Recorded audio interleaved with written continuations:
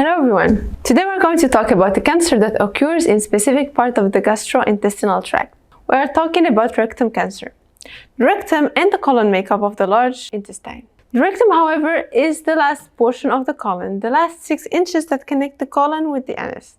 Colon cancer and rectum cancer are usually referred to as colorectal cancer and are grouped together because they share the same characteristics and sometimes treated the same but not always.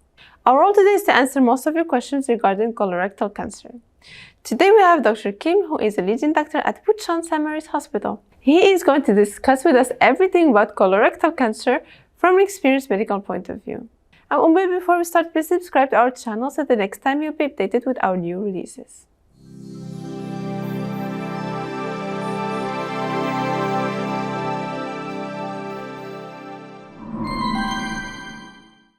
Good afternoon, Dr. Kim. Hello. Nice to meet you. Before we start, can you please introduce yourself to our viewers? Sure. I am Kim Hyun Ho, and I work at the Catholic University of Korea Bucheon St. Hospital. All right. Straight to the first question. So, Dr. Kim, what is colorectal cancer, and which part of the intestine can be called colorectal cancer? Sure. The large intestine is between the small intestines and anus. It is about 150 centimeters and can be divided into colon and rectum. It is connected to the small intestines, appendix, ascending colon, descending colon, and S colon.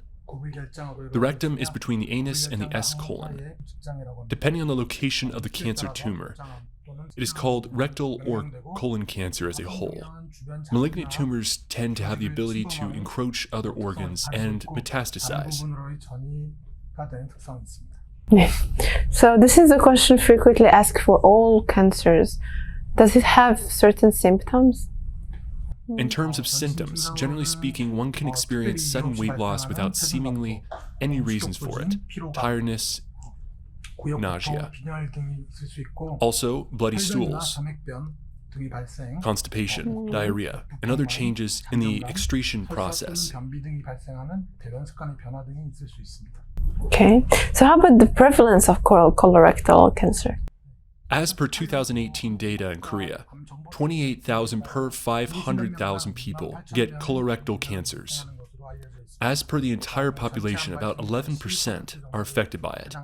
When looking at it as a whole, it is right after stomach, thyroid, lung cancers in terms of frequency. For men, it is right after stomach and lung cancers. For women, it is right after breast and thyroid cancers. It is the third most common cancer. So can you tell us a little bit about the causes or the usual causes of colorectal cancer? According to studies, there are differences between country or region, but it is assumed environmental factors play a bigger factor than other causes. Age is a major detriment. After age 50, the risk escalates increasingly. 90% or more are diagnosed after age 50. Is heredity can also be cause for colorectal cancer? For colorectal cancers, about 80% are caused by non-determined factors, while about 5 to 15% are genetically related causes. Of these, they are family-related cancers. While a family with no history are about 6% at risk, while those with family history are higher at about 12%. If a family has 2 more affected, the risk goes up to about 35%. Also, if someone has colorectal cancer at 35, the risk goes up significantly for other family members. For the general population, we recommend an exam every 5 years after age 50. For people who have family members who are affected by colorectal cancer, it is recommended they start exams at age 40. Also, if family has it, the other members should start 10 years before the family member was diagnosed with cancer. Dr. Kim, is there any relationship between nutrition and the risk of colorectal cancer? So far, while there is no clear connection established, it is though there is a major link.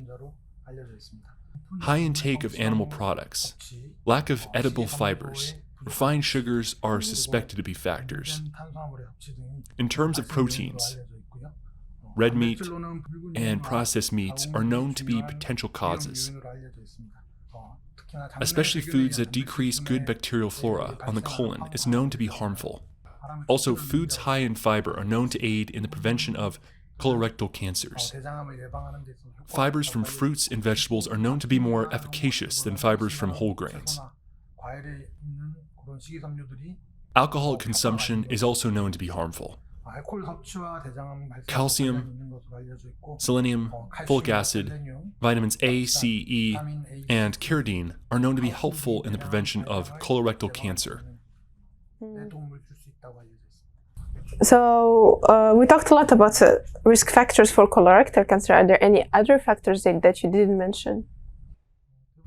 Most colorectal cancers are known to begin from polyps, which can begin as a clump of cells that forms on the lining of the colon. Most begin as adenomatous polyps, and whether it evolves into cancer has a lot to do with its size.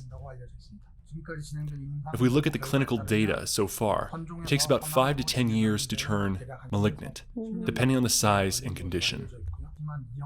Villus adenomas tends to be more dangerous and prone to turning into cancer. Also, obesity is thought to play a factor in predisposing a person to colorectal cancer. Thus, food and lifestyle can play a role. Also, it can increase IBD and Crohn's disease risk and other bowel inflammatory diseases. So Dr. Kim, what is a colon adenoma? Colon adenomas are typically polyps. Most are harmless and are below 1.5 centimeters in diameter. Going back to colorectal cancer, how do you diagnose this or how do you screen it? According to our national health program, those age 50 and above, a checkup every year, and if test results point to the possibility of colorectal disease, we perform colonoscopy. Those without any symptoms, an exam every 1 or 2 years is recommended, or a colonoscopy every 5 years. There are many methods to perform a diagnosis for colorectal cancer. It can be done through examining the rectum and anal canal, also through colonoscopy. Colonoscopy can examine the entire colon and is the most effective and accurate. Aside from those, we can also use CT scans and other imaging techniques. However, these are most useful when detecting spread to other organs or the lymphatic systems. What are the different stages for colorectal cancer? The stage for colorectal cancer depends on whether the tumor stays within the lining or has spread outside. Generally, tumors limited to the lining and not spread to the lymph nodes is considered stage 1 or 2. When the lymph nodes are affected, it is stage 3. When distant metastasis has occurred, it is considered stage 4. Okay, so we talked about the risk, we talked about the stages. How about the treatment for colorectal cancer? Surgery is the main treatment. At the early stages, it is possible to do minimally invasive surgery. It can be supplemented with chemotherapy or radiation therapy.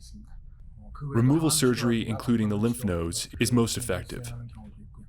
Surgery can be expected to have great results and possibly result in a cure. Chemotherapy is used after surgery in order to decrease the reoccurrence rates, reduce the symptoms, and extend life expectancy. In rectal cancers, we combined radiation therapy with chemotherapy at times.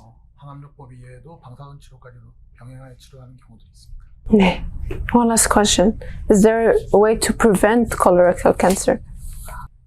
Even if there are no symptoms, it is important to have regular checkups to detect early. Also, regular exercise and healthy foods while avoiding alcohol is important. Also, intake lots of fibers. Avoid red meats and processed meats. Thank you, Dr. Kim. Thank you. It was nice meeting you. Thank you. We learned many things about colorectal cancer and their different types. Thank you for joining us once again today at Cloud Hospital TV. If you have any questions or comments, please leave them below and we'll respond to you as soon as possible.